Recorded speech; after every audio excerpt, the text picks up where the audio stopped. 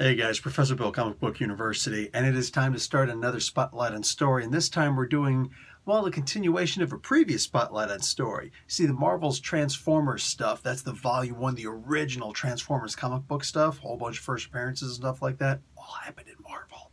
Anyway, I did issues 1 through 4. Now I'm going to continue with another 4 issues, 5 through 9. 8, 5 through 8. I'm not going to do 9. I thought about doing 9. Reread 9. I'm not going to do it. Anyway, let's get started on all this good stuff right here because there seriously is a whole lot to cover. Before we do that, though, I want to update on the Hall of Fame because there was the Transformers Hall of Fame stuff. Last year, John Barber, who wrote a lot of the IDW stuff and is responsible for the IDW stuff going forward, he's the only person who made it in. Last year, I made a call that, hey, I'm glad that a bunch of people got in, but don't you think it's time to introduce Jim Shooter into the world? Because just look at the toys you made us, you'll understand. When I put out that tweet, Bob Budiansky actually commented and said, yeah, he 100% deserves to go into the Transformers Hall of Fame. I'm saying, when I met him and had a conversation with Mr. Shooter, yeah, he deserves to go in the freaking Transformers Hall of Fame. Anyway, that being said, 2019 already has their people in, and there's 2 people who made into the Hall of Fame. That's Flint Dille, I think you pronounce his name as. He was a part of Sunbow Productions in the 80s, and he did a whole bunch of the TV shows and wrote for a bunch of the TV shows like G.I. Joe and Humanoids, Visionaries. Loved that freaking show. And the Transformers. Freaking amazing stuff. One of the stories that he did was actually the 5 Faces of Darkness. I'm saying that's yeah, these guys, the Quintessons, that's my man right there. So yeah, 100%. Home Slice deserves to go in, but he's no Jim Shooter. Also, let's see how you pronounce his name, Takashi Kunihiro. He's responsible for designing a whole bunch of the toys. The only Generation 1 toy he's known for writing, because he came in a little bit later in the game, but he was still there for what's considered Generation 1, if you're looking at by the cartoon standpoints. But realistically, like, the earliest character he created in Gen 1 is Hot Rod. Think about that. There's already been, 4 waves of toys that came at us by the time that Hot Rod came out. I think 3. There were I think this was the 3rd or the 4th wave of toys that came out. First the original, then you had the freaking blaster and all that stuff. I think you had other ones too, yeah, like sea spray and stuff like that. And then you wind up having the Transformers the movie characters, including Hot Rod. Six Shot is also one of the guys he made. Hey, all that stuff is important. I'm not saying it's not, but again, this is no Jim Shooter. I mean, you go to the origin. The guy doesn't deserve to go in posthumously, all right? He deserves to go in while he's still alive. Frickin' put Shooter in 2020. In September, I'm demanding that he goes in. Otherwise, we're going to have to riot, all right? Anyway, so let's get talking about issues number. And I should have grabbed I just have all my boxes and stuff on them. And I don't feel like digging through them all. So I'm like, you know what? I'm not going to do it. I'm not going to do it. But I did want to show you my number 1 favorite freaking cover of all time. I can at least show you a picture on here. Look at that. Look at that. Oh, man. This freaking comic is beautiful. Issue number 5 of the Transformers. Transformers are all dead. And it's a very bleak, stark contrast to the fact that, yeah, this is exactly what's up. Guys, there is no real happiness in these issues that I'm going to read you. This Spotlight on Story is nothing but the Autobots being wrecked. Let's get started on this now. This started on June 5th of 1985. That's this issue number 5. Of course, all the standard people who were involved in it, Bob Budiansky doing the writing and a whole bunch of people doing the art. By all means, feel free to check all that stuff out. So let's get into all of this stuff here. So, Shockwave. We start off with, I'm wondering why I wrote 56, 5, 6, 7, and 8. That's the issues I'm covering. Duh. Okay, so we start off with Shockwave consuming a whole lot of TV information. We actually get to see the honeymooners on here. Hamina, hamina, hamina. Hey, Ralphie boy, what's up? And Alice is in the back. The honeymooners, dude. It's like the original television series, This series ended before there were reruns, for crying out loud. It's an amazing darn show. Yes, later on they made reruns. But they was really started with I Love Lucy. Anyway, so yeah, we get to see Shockwave looking at all this different TV, and he's just like, wow, interesting. These humans are dumber than I thought. And what, all the stupid TV shows we have? We've gotten better since 1985. We've got reality TV show now. Anyway, so yeah, you got all this crazy stuff. But one of the things that he's seeing is the news. Blackrock. All right. Basically, this is not really a version of Roxanne. They didn't want to use Roxanne. You know, they don't want to use too much of the standard. They want to make this their own universe, especially with here. Okay, the first 4 issues were, they had Spider-Man in issue number 3. We covered that in the previous Spotlight and Story. But they wanted to use all new stuff here. So they devised Blackrock. GB Blackrock is just this dude, and he's a multimillionaire. Think about that, multimillionaire. Back in the day before we had billionaires in the world, all right? I want you to stop and really think about he's a multimillionaire. So every time we introduce a new thing that he's, you know, that he's already been doing that made him a multimillionaire, think about what he would be under today's standards, all right? Richest guy in the world, Jeff Bezos, owns essentially one thing. He also owns the Washington Post. That's not making him any money, I can assure you of that. But he owns Amazon. That's what's making him his money, and he's the richest man in the world, super duper multi-billionaire, right? $250 billion before he got divorced. Anyway, that cost him $40 billion. Still more than $200 billion. GB Blackrock is only a multi-millionaire. Think about that as we go forward. So anyway, he sees this TV series where he's got like the most advanced oil rig ever. They're doing some really cool oil rigging. This is going to come up a lot. GB Blackrock is very important to these stories. Unlike the giant kaiju monster stories like Godzilla, the humans are actually very crucially important in these stories. So the Autobots are all scrapped. Shockwave is walking around. He's talking about, yeah, I'm going to have to take care of these humans. I'm going to have to do a bunch of things here. In the meantime, the Transformers are all dead. And he's walking. You just see this like huge double-page spread of Transformers in the Ark. They're in the Ark still, hanging by their feet, ripped to shreds. They're all wrecked, dude. And it's freaking frightening to look at, you know? But you will notice that Optimus Prime is not there. And that's, yeah, we're coming to that. Anyway, as he goes walking by, he sees that the Autobots have been, you know, are starting to be stripped down for their parts so that they can repair the Decepticons. And a whole bunch of the Decepticons are being repaired right now, and they're feeling better than ever. As they continue on, you come across Megatron. Basically, Megatron is in his little life support bay, strung up and all that good stuff, and he's not doing good. And what do you call it? Shockwave walks up to him. He's like, oh, you're at about 27% efficiency. You suck, Megatron. You're the worst leader ever, and basically, I've got to relinquish your leadership. This is not a temporary thing, Megatron. This is forever.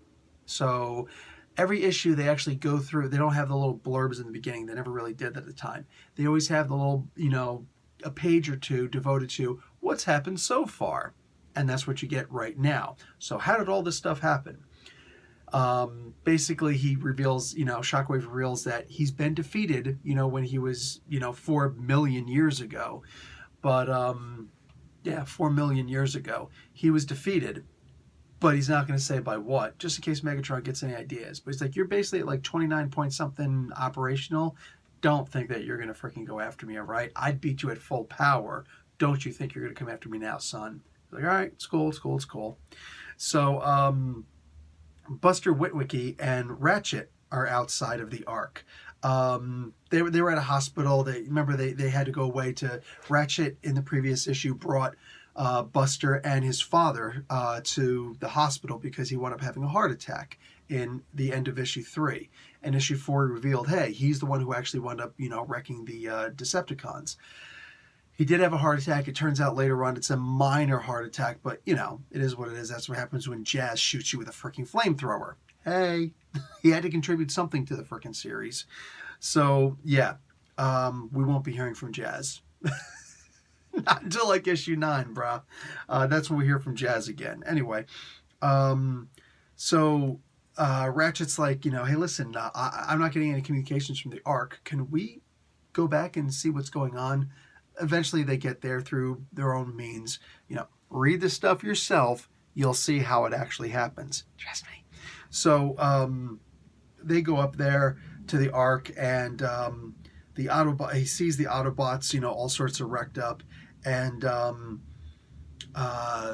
Megatron and Shockwave are still talking, and he's like, "Oh, so you're also killed Optimus Prime? Awesome! I can't wait to see him used for parts and melted to scrap metal. My old nemesis." Shockwave's like, "This just proves that you don't know what you're doing, bud. So listen." And here's the first real mention of it. All right, the leadership matrix, the Autobots' leadership matrix. You don't get to see it. It's just a theory. It's a program. Okay, so according to Shockwave, the Autobots get a new leader every 10 millennia. There's a 99.7% calculated with accuracy chance that Optimus Prime is that leader who has the Matrix program gifted within him. Wow. So Megatron wasn't able to figure it out on his own, but logic dictates, through Shockwave. That's what Shockwave does. Always logic dictates. Anyway, like I said, he is not the chump that you see in the cartoons. Not at all. So there are only 11 Decepticons. He's like, I'm going to need more Decepticons. Alluding to the idea that through the leadership matrix, that's how new life is given. Important. Shockwave leaves, and Ratchet and Buster arrive, and Ratchet's like, I need to find a way to get in there. It's like, dude, Frenzy's right there, and he's talking to Rumble. These two will kick your butt. You're a freaking medic. What are you going to do? Let me go in there, because I'm just a human. I'm really small. I can sneak in. So he goes in. While they're in there, he goes in there, and one of the things that he sees all the Autobots wrecked, and he's like, oh my God, what are we going to do? And then he walks in and he sees Optimus Prime. He's reduced to just his head. I'm sorry, what? Just the head of Optimus Prime is in there. That is fussed, dude. That is genuinely fussed. So it's just his head, and yeah, that's the end of this issue. Issue number 6 begins with, and this is a really quick one, multi-millionaire GB Blackrock. I mentioned that before, and his most important assistant, Josie Beller. They're aboard Blackrock, what is it called? Blackrock's special oil rig that Josie's this super awesome freaking computer genius. She's only a couple months, whatever, out of high school, and she's just epic. So she's just like, oh yeah, I'm going to build all this stuff and you're going to be fine. It's going to be awesome. Awesome weapons array system. Anyway, what do you call it? Shockwave shows up and he's like, hey, what's up? So here's my high energy gamma beams, and boom, he blasts them once. And the whole thing is like, holy crap, what are we going to do? Well, we're going to have to defend ourselves. And Josie's like, I'm on it. So they send out these little single-man helicopter pilots to go out there and start jacking up, thing, not doing a dent. All the weapons and cannon fire, nothing's doing anything. It's like, I'm going to launch the super harpoons. That actually winds up penetrating him, and he actually screams, ow! He's just in his giant space gun form this entire time. He doesn't show that he can transform. It's kind of important. He gets harpooned, and then he's stuck there. It's like, oh, he's stabilized. Now we can start shooting him. But he just like, oh, you don't want to listen? Okay. Boom, boom, boom, boom, boom, boom, boom, boom. Tears the freaking place up. People are killed all over the place. Josie, get out of there, GB yells to her over the radio. She's like, no, I think I can still... Bzz. She gets shocked all to hell. Josie Beller is very important to everything that's about to happen soon. Okay. But we're not going to hear from her anymore. Not for a while. Anyway, he's out the oil rig, and he calls out the Decepticons, I need you guys to come here and handle business, what I just did here. Meanwhile, he goes back to the Ark. So the Decepticons all left, except for Megatron. He's there alone for right now, as Shockwave goes back. Buster walks in and he sees Optimus Prime, and he's like, holy crap, what am I going to do? And I got to get out of here. He was the strongest Autobot. Nobody can defeat him. He's invincible, right? Nah. And he's about to leave, and Optimus Prime's like, wait, Buster, you must come. So he goes and was like, oh my God, what's up, Optimus? He's like, there's no time to explain. I need you to take some of these wires that are going in me. Because remember, they're trying to decode the Matrix and steal the Matrix program. It's like, I need you to stick these on either side of your temple. Well, Buster's really dumb, so of course he does it. He gets shocked and he's laying there unconscious. Dude's all sorts of jacked up right now. But y'all know what's about to happen, right? Anyway, Shockwave shows up and he's like, hey, okay, well, I sent all the guys over there, so it's just me and Megatron's out here somewhere being healed. Screw that guy, he sucks. And he starts walking around. Megatron shows up behind him. He's like, hey, Shockwave, you've been relieved of duty. Fusion cannon, boom! Sends the dude flying like miles outside of the Ark, down Mount St. Hilary in Oregon. They're in Oregon. Crashing into the city below. People are like, hey, my God, what's going on here? And there's a big fight between Megatron and Shockwave. It's a freaking epic fight, and I highly recommend that you guys buy the books in order to read them. But I'm not going to go into it much more. But I will say who won. It was Shockwave. He kicked Megatron's sorry ass. Megatron's not even at 100%, but even if he was, bruh, you see Shockwave? Anyway, so that's the end of this issue. Issue 7 now is going to start with Buster and Ratchet leaving. He's got a huge headache. He's basically got a Matrix headache. But he seems to be okay for the most part. Every so often he winds up getting this big, And they're out there with these campers and whatnot on college break. And it's like, hey, let's cook some wieners. Not those kinds. Relax, buds. And all of a sudden he gets another one of those Matrix headaches. And it's like, it keeps progressively getting worse. Later on, he winds up being brought back home by these guys so that Ratchet can go out and do whatever. You know what I'm saying? Go back to the Ark and try and figure out what he's going to do next. At one point, when Buster's at home, you're going to see all the cool things he could do. All right, he winds up getting this incredible ability to fix cars, to fix anything that he wants, really, because he's got the Matrix program inside of him, most of it at least. Anyway, he's also able to make metal move and crazy things like that. Yeah, I know the Matrix is super awesome when it's in a human. Can I have one? I'll take a headache if I can be Magneto. I'm saying. So anyway, what do you call it? Now they're at a new place, Blackrock's aircraft factory, because he is the #1 military contractor, especially when it comes to jet fighters. But he's only a multimillionaire. Keep that in mind. This guy's literally the Tony Stark of the Transformers universe. By the way, Transformers have their own nomenclature for where they are. Oh, shoot, I probably should have gotten that in advance. Whatever. Okay, Earth 91-274. That's where they're at. They're in Earth 91-274.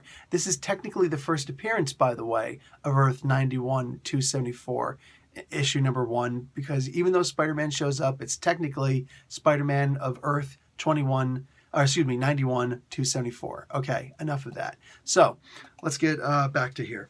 What do you call it? In Blackrock's aircraft factory, there's these guys hanging out, and they're like, oh, we got to get to work really quick. And there's all these super guns all over the place. Look, Blackrock wasn't playing around, okay? He already had some super cool guns designed, and he had a whole bunch more of these made. They were originally made by Josie Beller, all right, the girl who got hurt. Anyway, all these giant freaking cannons out there, and they're like, oh, I heard that each one of these cannons can destroy a freaking country. That's how powerful these things supposedly are.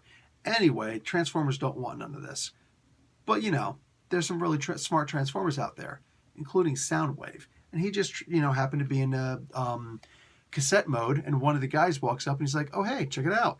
And he's like, I got a tape cassette player, yeah! And he goes and he puts it in his locker, and, because he walks it in. That's how you get in. And, of course, Soundwave has his own army with him.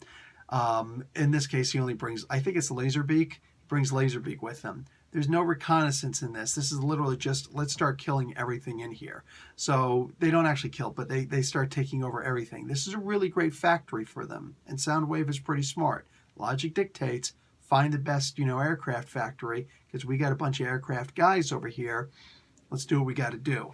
So this is going to be one of their new bases where they're handling bitness in the future. What do you call it? The Decepticons? GB Blackrock is pissed off because of what happens here, but he's got to relax a little bit. And he's got to go and visit Josie in the Blackrock Chronic Care Institute. Yeah, another place, just a multimillionaire. Josie Beller is in the hospital. She's got massive amounts of nerve damage.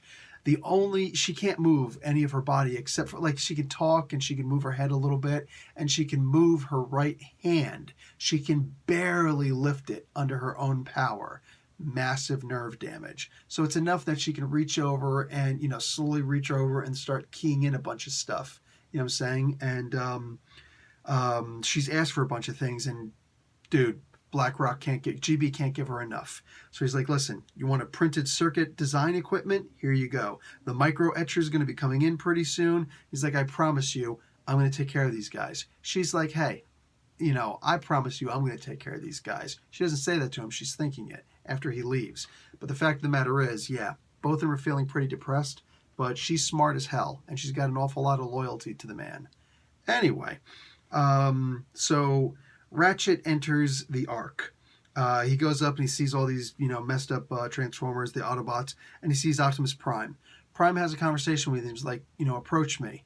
He's like, listen, you're the only Autobot left. And unfortunately, here's like the greatest leader in the Autobot retinue, apparently, isn't really that great of a leader. But, because apparently it's only war that's going to work and things like that. But whatever, it is what it is. That's why you go to the IDW comic books to find better, better interactions and whatnot. Here it's just good guys versus bad guys, good robots versus bad robots. I'm not disappointed at all, because as a kid, that's exactly what I needed. I loved the Transformers more than any of the comic books when I was a kid. You know what I'm saying? Even more than the Hulk, I'm just saying. So, what do you call it? But Prime goes and tells him, listen, in order to win, you got to first off defeat Megatron, because he doesn't really know too much about what else is going on. He's just a head in a room, mind you. But he says, you got to think like a warrior. You got to take out Megatron. So Ratchet's like, dude, I got to think like a warrior? What the hell does that mean? Well, pretty soon you see Ratchet versus Megatron. It don't work too good. It don't work too good in Ratchet's favor. I'm saying, Anyway, Ratchet's trying to tell him, listen, hold on. I can, just please stop. Don't beat me up anymore. He's like, I'm going to kill you now. And all of a sudden Shockwave shows up, doesn't show up, but a transmission comes in. Hey, I need to do such and such and such. Bring Prime's head down to, this location that I'm at, the aircraft manufacturing plant. He's like, okay, fine. Boom, and he breaks the freaking screen. He really doesn't like Shockwave, just saying. By the way, after he was beaten up all to hell, he was displayed in front of the Decepticons and shown, you mess with me, this is what's going to happen to you. And they're like, all hail the new Supreme Leader Shockwave, because you're effing awesome. And even Megatron made that pledge. But he said for now, in his head, that part he said in his head. So anyway, Shockwave, finally realizes what's going on. And he's just like, okay, listen, I promise you I can help you destroy Shockwave. I can help you destroy Shockwave. And, because, hey, these Dinobots things, they defeated before. I can find them. And we can actually defeat Shockwave.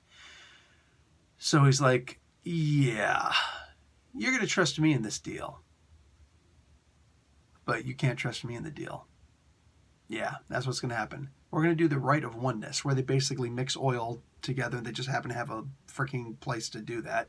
Anyway, and they're like, and they burn the oil. It's like, now, no Autobot has ever broken this promise before. So you're honor bound. And he's like, I know I am, but he's not honor bound. Oh no, why did you, whatever. Basically, it buys him time. Because he's like, I'll destroy all these Autobots right now. And he's like, please don't destroy these Autobots. Please don't destroy me. Allow me to survive, and I'm going to go and get these Dinobots, and I'm going to take down Shockwave for you. He's like, all right. Anyway, so that's the end of issue number 7. The final issue, issue number 8, there's a lot of stuff that happens in here. So Ratchet takes a ship from the Ark, and he flies down to the Savage Land. This is important. all of this stuff happens before Avengers number 257. Whole bunch of key issue speculator guys are like, 257, first full appearance of Terminus, and the first true and the actual main first appearance of Nebula. Yes, it's a very important comic book. It's also the comic book where Lemuria gets destroyed, a couple things get destroyed, and the Savage Land gets covered in snow because everything important there gets wrecked. So the volcanoes aren't, active. The temperature control areas aren't active anymore. Back in the Savage Khazar books, I actually covered one of those issues. I actually covered two of those issues. The first appearance of Belasco, kind of important when I start doing Inferno. Just saying. Anyway, so bang, yeah, this stuff happens. All that being said, the what have you now? For right now, all of this stuff happens before Avengers number 257. So the Savage Land still exists. Plus, it's also considered a different world at this point. But they didn't go out of their way to do that. This was much later. Check out Excalibur and all those books. That's what really does it. So he starts flying around in this small. It's called a MARB, Mobile Autobot Repair Bay. There's the acronym. So and he starts looking around the Savage Land. He's looking around all over the place, and in a tar pit he finds Slag. That's the Triceratops of the Dinobots, and he accesses his memory. The whole thing about the Ark discovered that Shockwave had come to Earth after after Optimus crash landed the Ark down in Mount St. Hilary. What's his name? Shockwave came down to Earth also, but his trajectory was messed up in the radiation belt. He ended up in the freaking Savage Land. And he's like, oh no, what do I do here? Well, the Ark noticed this and was like, we need to dispatch some Autobots to kick his butt. So you, of course, take the dominant life forms of the Earth. At the time, that was the dinosaurs. So he made metallic versions of the dinosaurs. Really didn't work so well, but hey, who cares? The Ark was really messed up, and it was literally the last action that the Ark could do before it depowered down. So it made these 5 of the Transformers into Autobots, 5 of the Autobots into Dinobots, and then sent them down to the Savage Land to fight and try and defeat Shockwave. They were not effective at all. The Dinobots were housed, dude. Shockwave was straight up toying with them. So yeah, that didn't work out so hot in their favor. Anyway, it does wind up though that Sludge, the Stegosaurus, my favorite one, he didn't count on how dumb he was, and he winds up hitting the mountain that he's standing on. He falls down. They all fall in the tar pits. Shockwave gets buried under a bunch of rubble, and then you saw in the Spotlight and Story for the first 4 issues, issue number 4 specifically, how he was brought back. So go back and check that one out if you missed that, or read the comic books. Buy the comic books and read them. They were awesome. Anyhow, so yeah, Slag says, yeah, we'll help. All of us, you help repair us all, we're going to help out. Now we're going to move over to the Blackrock Aerospace Plant number 1, because there are multiple aerospace plants that GB Blackrock owns. Mind you, he's just a multi-millionaire. He's not a billionaire. There's no such thing as billionaires. He's just a multi-millionaire. How do all these billionaires show up? Anyway, so yeah, he's there, he's chilling out, and Shockwave is like, hey. He goes in there and he just embarrasses freaking Blackrock again. The military's there. He brings a tank full of energon and stuff like that, plus Optimus's head. He's trying to use the Matrix program to make 6 new Decepticons, and the first in a new wave of Decepticons. He's going to make 6 new Decepticons, and he guesses at who they are, because I'm not spilling the beans, but I'm wondering if maybe you can figure it out on your own. Okay, let's get moving on, because no hints, hey. So anyway, by the way, there was just a hint if you're only listening to this. But you need the visual. So anyway, Josie Bellaire, you start to realize that she's actually making circuitry tape, and she's printing circuitry on what's basically tape that's going to go on her body, and you're going to find out exactly what she becomes in the next issue. I'm just saying, it's effing epic. Effing epic. For me, I loved it. Brand new superhero-ish. super character. In the meantime, Ratchet calls up Megatron and he uses doctored footage to show that the Dinobots actually defeated Shockwave. And he's like, oh, goody. So he's like, hey, come and meet me on this mountain. A snow-capped mountain someplace. And he's like, oh, sure. And he shows up. He's like, ha, I'm betraying you. He's like, yeah, I figured that you would. That's why I waited to send this message. Meanwhile, I already sent the Dinobots here. He's like, wait, what? They pop up out of the snow and they start attacking Megatron. Unfortunately, the Dinobots really suck, and Megatron winds up wiping the floor with these guys. It's not quite as easy as Shockwave was beaten, or had beaten them, but he beats them nonetheless. What's Ratchet going to do against him? He tries to charge into him. He doesn't move him like one iota. He's like, dude, unbelievable how freaking powerful Megatron is. But he does wind up stomping because he's at the edge of a freaking ice cliff, and he falls down. Could have fallen down to his deactivation at the very least, if not his death. But he transforms into his gun form. His gun form, mind you, super duper small. Somehow all that mass winds up disappearing, like going into a pocket dimension, like Hank Pym's Pym particles. Anyway, turns into his little Magnum, Walter P57, I think it is, whatever, and compact, and falls down in the snow. And he does wind up getting momentarily deactivated. You're going to find out more about what happened to Megatron, I think, in issue number 13. Yeah. Anyway, the Robot Master stories. So anyway, with all that stuff happening, what do you call it? So yeah, Megatron is lost in the snow and stuff like that. And that is the end of issue number 8. After that is where issue number 9 starts happening. And basically, what's going to happen at this point is that you're going to see that with the Autobots still at the Ark, but everybody had moved over to this, the new base, the new, the Blackrock facility where they're doing stuff, other stuff, trying to, build a factory there, and they've got Prime's head there. The Autobots go, Ratchet is now the de facto leader of the Autobots because he's the only one who's technically alive at this point and fully functioning. And he's able to grab the Autobots because the only person who was guarding the Ark and the damaged Autobots was Megatron. With Megatron out of the picture, Ratchet's able to sit there and fix everybody. He's basically going to take over the base and whatnot again. And he fixes everybody. And they're going to go and they're going to try and eventually get Optimus Prime, but that's going to take a couple issues. They also have to find the leadership matrix because they don't realize what happened. And hey, a whole bunch of cool stuff. But anyway, dude, I'm telling you, the Transformers comic books, unlike the TV show, which was just really fun and, a bunch of reused footage after, for the second, basically the second half of the first season. I'm just going to put it that way.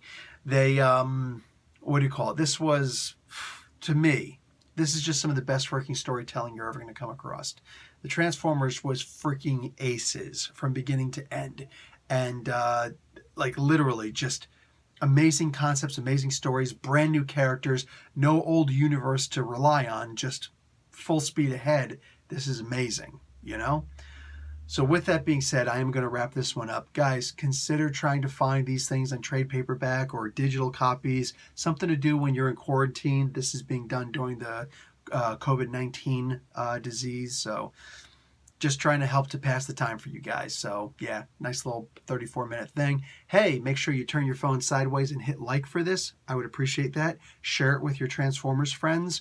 And for the love of God, if an ad does show up on the end of this, try and show some love back by allowing that ad to play. Even if that means watching your next video, one of my next videos preferably, in another window. All that being said, I'm out. Professor Bill, Comic Book University. Class dismissed.